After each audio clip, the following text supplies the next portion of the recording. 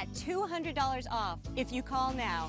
Call now for your free awning idea kit with local dealer info and $200 discount certificate. Life is better under a Sunsetter. Call now and save. Call 1-800-366-9340. 1-800-366-9340. WeatherNation is serious about weather. Weather. 24/7. Every day. Seriously. And we're right here for you. Come rain or come shine. WeatherNation. Weather. Pure and simple. Well, it's certainly a pretty hot 4th of July for the western half of the country. Record-breaking heat Saturday and Sunday. Let's go over a few of those records with you. Thank you for joining us here on Weather Nation. Let's talk about those temperature highs out across the western half of the country. You can see highs on Sunday in the 90s for Seattle, 100 degrees there for Medford, Oregon, 89 degrees there for Cheyenne, 63 in Denver. We did have highs a little bit higher than that in Denver, but we got some rain, cold air late in the day yesterday, so those highs kind of ending pretty mild for the Front Range of Colorado. Of course, you can see here Wenatchee, Washington, 105 degrees was the record. The previous record was 103. Bellingham, Washington. Area of the country. This is the northern tier of Washington state, just before, just a few miles from the border between Washington and Canada, topping out 93 degrees, old record 87. So that's safe to say it shattered that record. Seattle, Washington, tying an old record. And of course, other portions of Washington in the upper 70s. So some areas closer to the coastal locations of Washington state have primarily been in the 70s and 80s, not near as hot as it's been east of the Cascades. You can see the Dalles talking about 103 degrees, tying an old record as well. And also Portland, Oregon, 96 degrees, breaking that old record on Sunday of 94 degrees. So gorgeous conditions still again today, that high pressure dominating the Pacific Northwest. And the big question is now, when is the heat going to end? We've been talking about it for almost 2.5 weeks. And it does look like by later this week and into the weekend, we'll see temperatures slowly backing off into the upper 80s for some locations, maybe even low 80s for places like Portland. But for now, you're still under that heat advisory for today on that I-5 corridor all the way down into Springfield, Oregon. And that is in effect until midnight on Wednesday for temperatures still ranging anywhere between mid to upper 90s to close to 100 degrees. Even for the Kennewick area, we're going to see temperatures close to that 100-degree mark today, but not near as hot as how we ended last week. We were well into low 100s, even 106, 107 down towards Northern California around Redding. Temperature highs on Tuesday still going to be inching close to that triple-digit mark. 90s there for Eugene, 89 in Burns, Boise about 92 degrees as well, 85 in Missoula. But 79 in Great Falls is just cooling down around Missoula, Montana. Had a front just recently roll through, and this dropping temperatures back into the 70s for highs for most areas out along the high plains of Montana. So as you can see here, the trend for the next several days will hang with temperatures in the 90s, a chance for a few little stray showers, a thunderstorm with a low pressure system just off the coast of California. Going to be increasing moisture around southern Oregon and northern California by later this week. But look at these 80s Friday, Saturday, and Sunday. Beautiful conditions in the forecast, and temperatures a little bit more indicative of what we're used to seeing this time of year.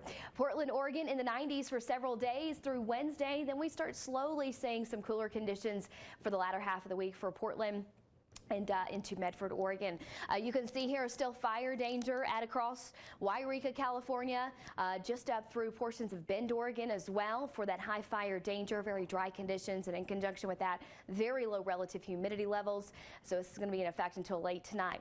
Now there are wildfires raging all across the Intermountain West into the Pacific Northwest, but the ones we really have to focus on are the ones that kind of threaten, other folks close to locations where the population is just a little bit more dense. And this 231 fire, as it's classified, is not far from Springdale, Washington. So started Friday afternoon, is about 7 miles south of Springdale, 880 acres. So comparatively speaking, with a lot of the fires we talk about this time of year, it's not that big just yet, but it's only 25% contained, and with conditions still very sensitive in terms of high fire danger, something we certainly have to watch.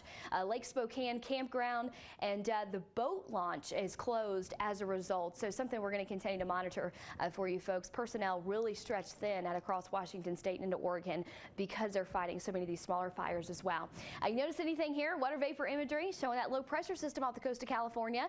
This is going to be increasing moisture over the area from Sacramento north into Northern California over the next several days. And likely we're going to see some showers and thunderstorms associated with this system by Tuesday and Wednesday, which will certainly help with any of these smaller fires raging across Northern California and into southern Oregon.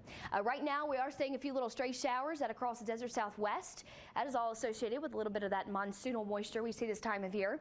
That low pressure system that is actually concentrated around the desert southwest. So flash flood watches are in effect today from Reno, Nevada, all the way through Hawthorne, and then for today also across New Mexico for this low pressure system that tends to really give us these heavy downpours into the afternoon hours. So this is in effect around eastern New Mexico through tonight.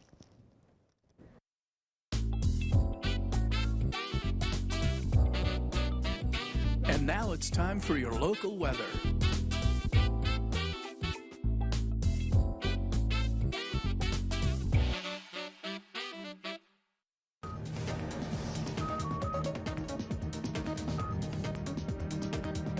Good morning, folks. I'm meteorologist Liz Cosgrove with the WAAY-31 StormForce weather team. Well, this weekend was a soaker. We picked up on over 4.5 inches of rain for the Shoals and about 3.5 for Huntsville. We've caught up to where we need to be for our average precipitation for this time of year, so we could use a little break from the rain, and that's what we're going to see as we head into our Monday. You can finally enjoy being outdoors as we'll see more sunshine by this afternoon. Higher pressure will be building on in from the Gulf, which will allow us to see more sunshine, but also increase the humidity levels. We still could see a few stray showers in the forecast, but it will not be as bad as what we picked up on this weekend. The muggy meter as well as southerly winds turn in from the Gulf. It's going to be humid throughout the next 5 days, and with more sunshine, temperatures will be going up. That means the heat index could make it feel like it's into the upper 90s by the end of the work week, but hey, we'll take the sunshine and the humidity right now over the rainy and gloomy conditions that we saw last week. So that stalled out stationary front pushing off into the eastern seaboard, and we're going to see higher pressure moving in from the Gulf. So sunshine is on the way for this afternoon, and also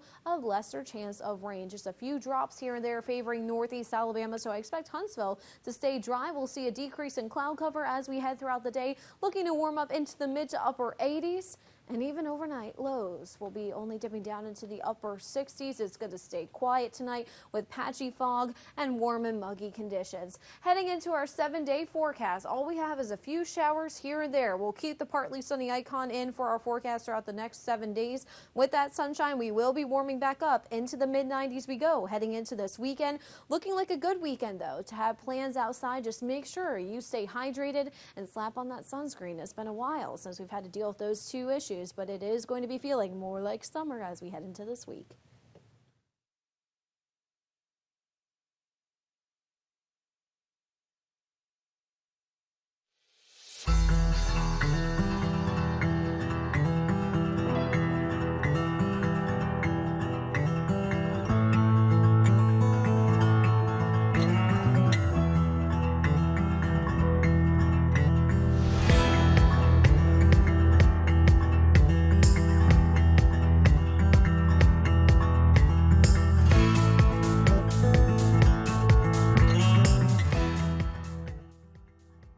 Carpet One Floor and Home, the one store for your perfect floor.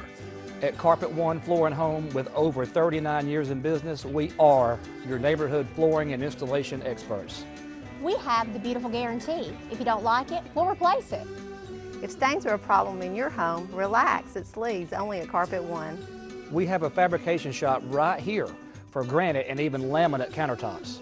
Carpet One Floor and Home, just north of Sparkman Drive on the Parkway. At All South Appliance, you get it all. Amazing showroom with over 40 brands you want. Friendly experts who give real advice and help you get more appliances for less. It's All South's goal to make you a customer for life. That means we'll give you more options and save you more money. Browse, buy, and save from Alabama's appliance leader, All South Appliance. Remember, financing options are always available. All South Appliance on Commercial Drive, across from Park Supply. MyAllSouth.com. Hi, I'm Ken Pittner, owner of Pittner Services. We're out here in Madison today at a house we just installed the windows about a month ago, and we used the heavy-duty Brighton aluminum clad window by Quaker. This window is a DP50 rated right out of the box. I'll put this window up against anybody's on strength, durability, and design pressure. Just give us a call at Pittner Services. Please give us a call at 256-325-1073 or visit our showroom at 8694 M Madison Boulevard, Madison, Alabama. Florence Nursing and Rehab Center, one of the largest in North Alabama, proudly announces the opening of the Suites, a quiet, spacious facility with all of the comforts of your home,